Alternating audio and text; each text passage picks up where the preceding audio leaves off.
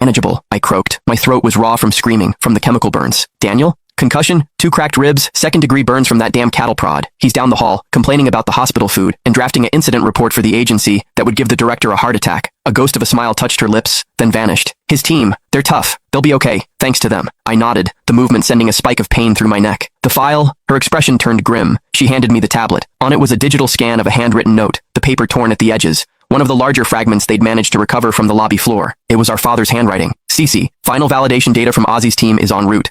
The Ethereum core stabilizes at 99.8%. This changes everything. Project Pegasus is a go board meeting on the 15th to discuss commercial spin-off. Need your strategic input. Love, Dad. My blood ran cold. Ethereum, the code name for the room temperature superconductor our unit had spent 7 years perfecting in utter secrecy. The document envelope hadn't just contained data, it contained the final, irrefutable proof that it worked. The commercial spin-off Dad mentioned, that was Judd Group's future, a leapfrog over every tech giant on the planet, and it was now confetti in a corporate lobby, witnessed by 100 people. The police have the pieces, Celeste said, following my thoughts. National Security Agency has a team boxing it all up, but the cat's out of the bag. Project Pegasus. Ethereum. Those words are in 100 employee heads now. The rumor mill is already nuclear. Ethan and Simon, in custody, charged with aggravated assault, unlawful imprisonment, destruction of property. The FBI is adding charges for destruction of classified defense information. Their lawyers are screaming about mistaken identity and lack of intent. She leaned forward, her eyes intense. Ozzy, that's not what bothers me most. What bothers me is how they acted. Simon was a senior VP. He's not stupid. He saw you. He saw Daniel. He heard the context. And he still encouraged it. He still thought covering it up and intimidating us was the viable path. She opened one of the physical files. It was a personnel record. Ethan Irwin's. Look at his hiring path. Straight from a mediocre MBA program into a special executive intern role created for him. Bypassed all normal HR channels. Signed off by Simon, of course, but also rubber-stamped by Harold Finch from the board. Finch? The name clicked. Harold Finch was old money, a board member since my grandfather's time. Cautious, traditional, and never fully on board with Dad's or Celeste's more aggressive, tech-focused vision for the company.